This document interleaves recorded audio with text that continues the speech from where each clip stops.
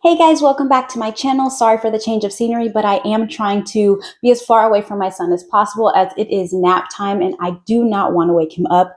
Now, I've been trying to film this video for you guys for the last couple weeks, but my brain has just been all over the place and I was doing too much. So I had to go do a brain dump, write everything down. So if you see me looking down at my notes, it's because I'm trying to follow an outline so that this video isn't freaking 30 minutes long when it doesn't need to be. So if you're here to watch my adoption story or to hear about my adoption story, please keep watching because I plan on staying on track this time. Great to have you guys here, and I'm sorry that it has taken so long. We had to be there an hour before everything started, so I believe it was from 9 to 11 here in Texas on that day. They were doing adoption ceremonies, so we had to be at the courthouse at 8 a.m. We sat around until our name kind of got called. So what happens is you get there early and then you just kind of wait. So through 9 to 11, they just start calling names until you pop up. So you don't really know at what time everything goes.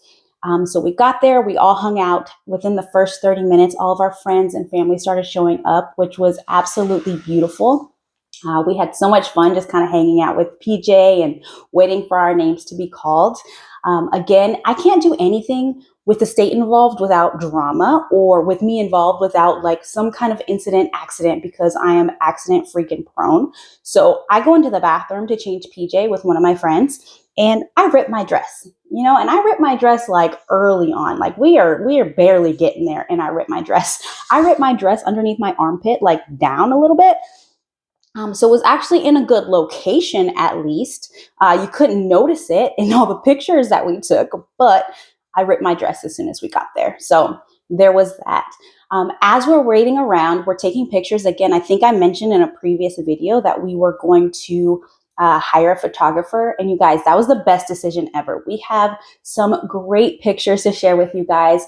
I absolutely loved how she captured the moments. I have a few already printed up in my house.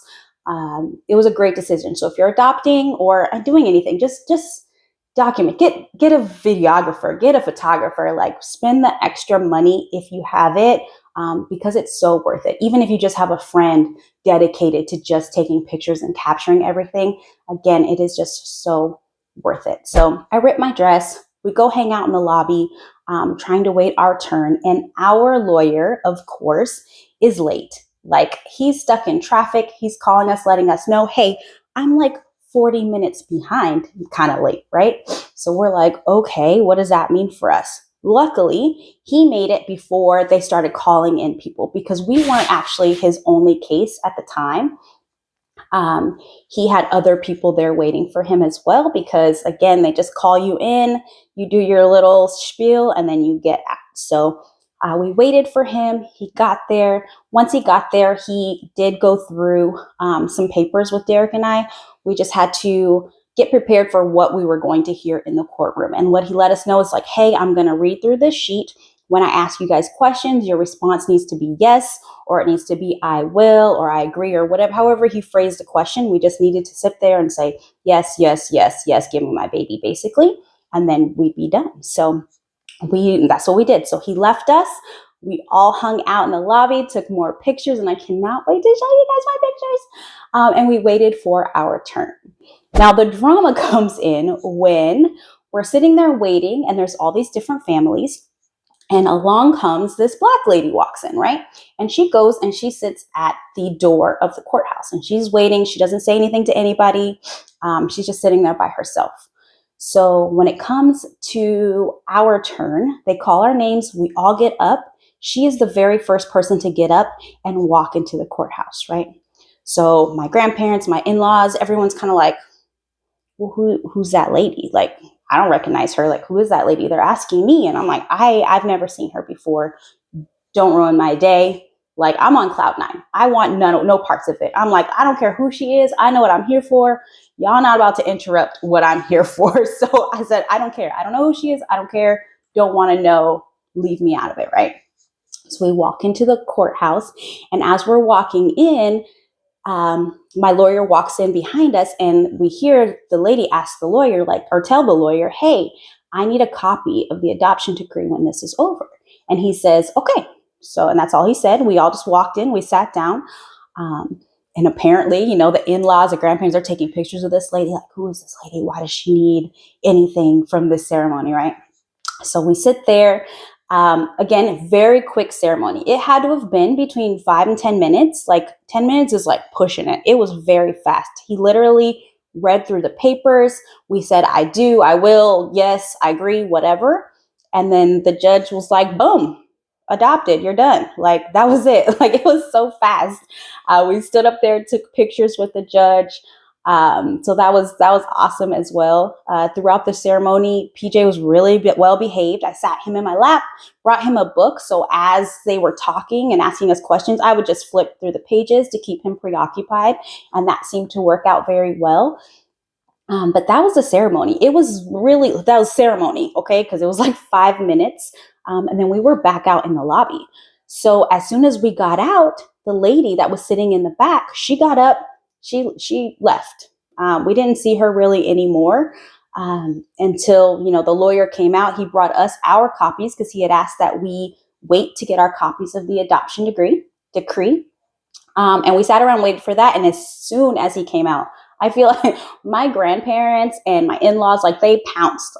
Who's that lady? What did she want? Where did she come from? How do you know her? Like asking all of the questions, right? And so what he said was, relax, okay? It's fine, relax. He knew who she was. It turns out that she was PJ's new caseworker. Right at the end of our foster journey, our PJ's caseworker quit, right? And so she got us as far as filling out all the adoption paperwork. She did the adoption presentation and then she was out. The state was privatizing the system, most of the system at that time. And so a lot of people in CPS were losing their jobs. And so she had quit, a little bit early. So get herself in order. But she made sure everything we needed was complete. So at the time of the transfer, the state gave us a new caseworker, but we didn't have any more inspections to do. And therefore, we never met her. We were never introduced to her. It wasn't necessary because we were already done and we were getting our adoption date. So that is what happened there. That's who that turned out to be. So once the lawyer was able to explain that to the family, everyone took a deep breath and they were like, okay, like we don't have to expect any craziness because again, as a reminder, through this whole process, PJ didn't have any family. They couldn't find anybody. And that's why it kind of went so quickly. And so I think that's why everyone was a little bit worried. But again, I was not worried at all. Cloud freaking 9. It was my day. No one was going to interrupt it. This was my child and I was moving on. That was it. End period. Didn't care who was there to watch or witness it. It was going to happen. And so yeah, that was a little bit of drama. And let me tell you, so that was the whole day. And I can't wait to share the pictures with you. But let me tell you about the state of Texas, okay? So we get out of this ceremony, we get the paperwork, whatever, we go to breakfast. Before we're even done with breakfast, I get a call from CCMS. And they're like, hey, if you take PJ to school tomorrow, that's on your dime. Like, we ain't paying for it. We're done. He is out the system. I was like, it had to have been within like an hour, 2 hours. The state was already calling me, telling me they are not paying for his daycare. Like, it was so freaking quick. I thought that was pretty funny. It tickled my tummy because with everything else, I tell you, this process is so slow. They don't return your phone calls. Your paperwork takes forever to process. They lose they lose stuff.